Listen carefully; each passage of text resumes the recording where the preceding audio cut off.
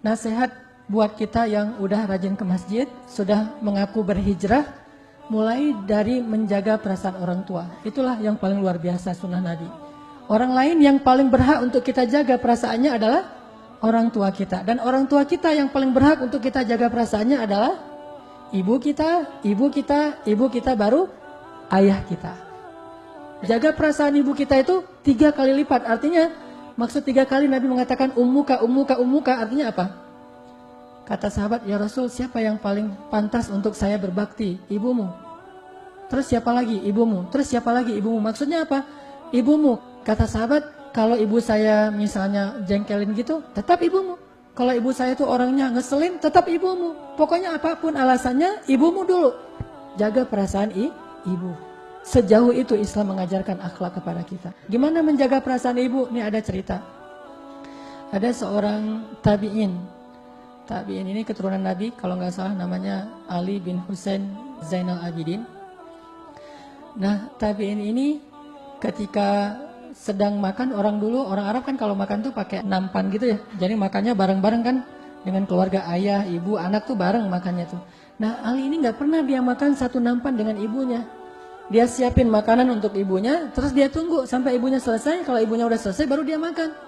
Ditanya sama orang-orang yang melihat kejadian itu, kenapa engkau tidak pernah makan bareng dengan ibumu? Apa kata dia? Saya khawatir ketika saya sedang makan bareng dengan ibu saya mengambil bagian dari roti yang ibu saya sebetulnya menginginkan itu.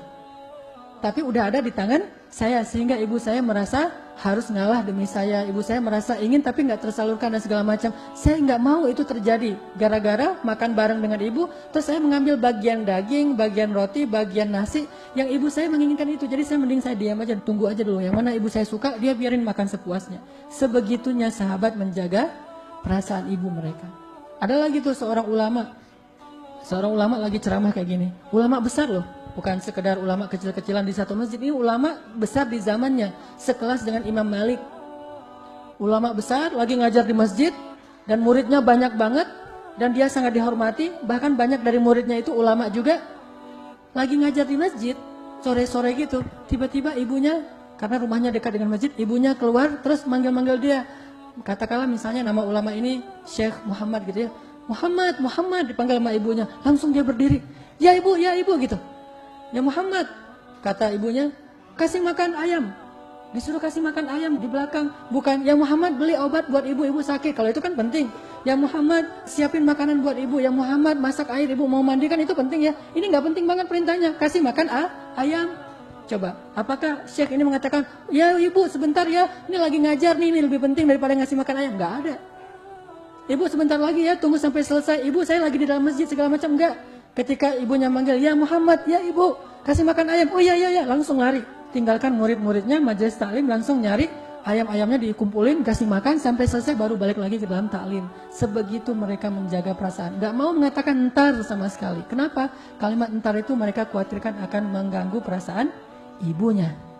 Itu sunnah Nabi banget. Jaga perasaan. Sekarang kita ngakunya udah rajin ke masjid, sudah sering ikut taklim, dan yang luar biasa lagi kita komitmen mau berhijrah. Salah satu hijrah yang harus kita benar-benar kuatkan itu adalah hijrah akhlak. Dan tunjukkan itu bahwa kita udah berubah. Hijrah itu kan perubahan, shift, bergeser dari yang dulu. Mungkin banyak salah, sekarang memperbaiki diri. Hijrah akhlak, berubah. Akhlaknya dulu kita sama orang tua kita, kalau dipanggil cuek gitu, acuh tak acuh nggak jelas. Sekarang kalau dipanggil oleh ibu kita miskon, langsung kita telepon. Atau ibu kita SMS, langsung kita datang. Ibu kita panggil, langsung kita hadir. Apapun yang diinginkan oleh ibu kita, nggak ada yang lebih penting daripada ibu. Bahkan sholat sunnah sekalipun. Ada seorang ulama sedang sholat sunnah, ibunya ketok pintu, manggil namanya Muhammad gitu. Dia dalam sholat sunnahnya mikir gini, sholat ibu, yang mana nih yang harus dipilih? Dia lagi sholat sunnah, ya bukan sholat wajib. Antara sholat atau memenuhi panggilan ibu. Dia mikir, akhirnya dia pilih, ya udah sholat dulu aja, sebentar lagi saya akan datang ke ibu saya setelah selesai sholat. Kan sholat tinggal dikit lagi, rakaat terakhir. Ternyata apa? Kata para ulama, orang itu dicela oleh Allah Subhanahu wa taala dan dihukum dengan hukuman yang berat. Hanya gara-gara tidak segera, bukan nggak datang cuma nggak segera datang kepada panggilan ibunya. Alasannya tuh bagus, alasannya karena pengen menyelesaikan sholat sunnahnya. Dan apa kata Nabi? Kalau kita dipanggil oleh ibu kita, sedangkan kita lagi sholat wajib, maka singkatkanlah sholat wajib kita demi memenuhi panggilan ibu kita segera. Kalau sholat wajib kan nggak boleh dibatalin, maka dipersingkat. Lagi sholat zuhur di masjid, ternyata misalnya ibu kita miss call gitu, dan ringtone-nya tuh ringtone ibu kita tahu misalnya, ini ibu saya nih yang miss call. Langsung sholat kita itu bacanya Al-Ikhlas. Al-Ikhlas dibagi 2, 1 rakaat Qul huwallahu ahad, 1 rakaat Allahus samad. Udah, pengen cepat-cepat pulang memenuhi panggilan ibu, itu Allah ridho banget tuh kayak gitu.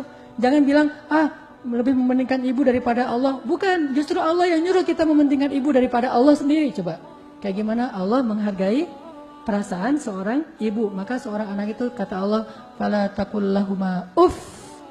Uff itu kalimat yang kalau kita lihat bukan durhaka sih. Uff itu nggak akan durhaka orang gara-gara misalnya ibunya bilang pergi ke sana gitu atau malas gitu misalnya, itu kan nggak akan durhaka. Tetapi itu pesannya itu bukan masalah dosa besar, tetapi masalah ngejaga perasaan orang tua. Jangan sampai kalimat yang kayak gitu aja kita ucapkan sehingga membuat orang tua kita menjadi sedih karenanya, membebani orang tua kita. Ini namanya sunnah sarirah, sunnah perasaan Nabi untuk menjaga perasaan orang lain, mulai dari ibunya.